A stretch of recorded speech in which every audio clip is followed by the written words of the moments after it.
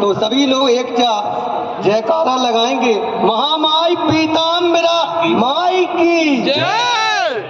और हम दतिया से दादा, मैं दतिया से हूँ, अभय गुप्ता नाम है, और आपके जीवन से जुड़ी बहुत सी कविताएं हम लोग पढ़ते आ रहे हैं। दादा बस एक छोटा सा क्वेश्चन है कि आप आशुतोष नीखरा से आशुतोष राणा का जो सफर है उसमें एक ऐसा प्रभावशाली किस्सा हम लोगों को सुनाए जो हम युवाओं को प्रभावित करे और जो हम लोगों के मार्ग में बाधाएं हैं वो दूर करे।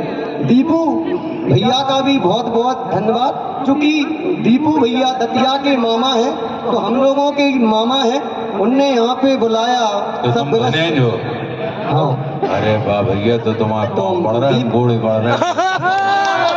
दीपू मामा का बहुत बहुत धन्यवाद। और आज गला कोटा देखा, बहुत अच्छा लगा, यहाँ पे बहुत विकास है।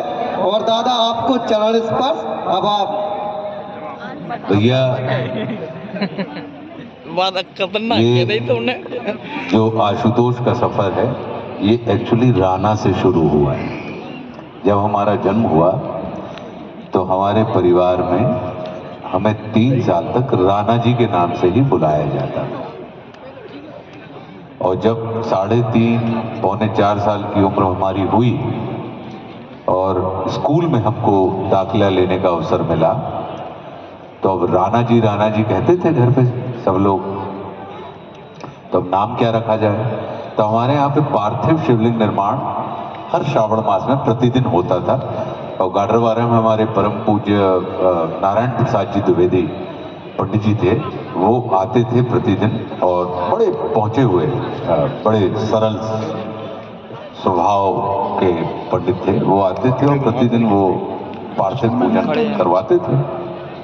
तो हम अपने माता जी की गोद में पिताजी के साथ बैठे हुए थे और पार्थिव शिवलिंग चल रहा था। तो जब हो गया रुद्राभिषेक में एक मंत्र आता है, ओम आशुतोषाय नमः।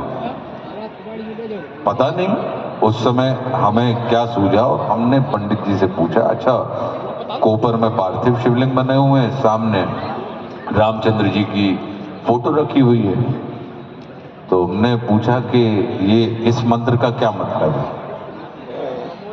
हमारे यहाँ हम बच्चों को बोलने की स्वतंत्रता थी, प्रश्न पूछने की आजादी थी, कि हम किसी से भी प्रश्न पूछ सकते थे और किसी भी तरीके का प्रश्न पूछ सकते थे। तो पंडित जी ने कहा कि शंकर जी का नाम। मैंने कहा नाम तो है, लेकिन इसका क्या मतलब है? आप हर चीज का मतलब समझाते हैं। वो मतलब समझाते थे नारायण प्रसाद जी, जब मंत्र पढ़ते थे तो मंत्रों के अर्थ भी समझाते थे, लेकिन वो ओम आशुतोषाय नमः कह के आगे बढ़ रहे थे। तो उनका इसका क्या मतलब है? तो बोले शीघ्र प्रसन्न होने वाला और थोड़े में संतोष करने वाला। क्योंकि महादेव शिव की ये प्रकृति है, ये गुण है उनका, कि वो जल्दी से खुश हो जाते हैं, शीघ्र प्रसन्न हो जाते हैं, इसलिए उनको आशुतोष कहा जाता है। तो मैंने रामचंद्र जी की तस्वीर रखी थी, तो मैंने कहा ये हैं वो? तो बोले नहीं ये है। तो मैंने कहा फिर ये आप पूजन इनकी कर रहे हैं और तस्वीर उनकी रखें, ऐसा क्यों कर रहे हैं?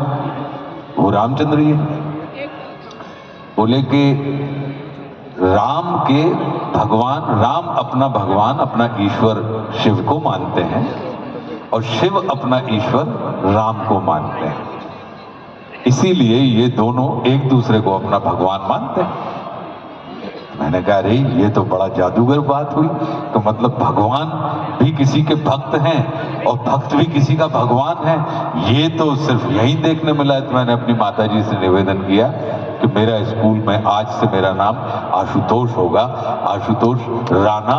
वहाँ से जो शुरू हुआ, तो जब मैट्रिक के बाद फिर हम जब यहाँ सागर यूनिवर्सिटी पढ़ने आए तो हमने उसमें से अपना नीखरा निकाल दिया। क्यों? क्योंकि हमारे पिताजी का जो नाम है वो राम नारायण है, तो राम का रा और नारायण का ना मिला के आशुतोष राणा, जो हमको बचपन में राणा कहा जाता था या राणा जी कहा जाता था, वो हमको समझ में आया कि वो राणा जी हमको क्यों कहा जाता था।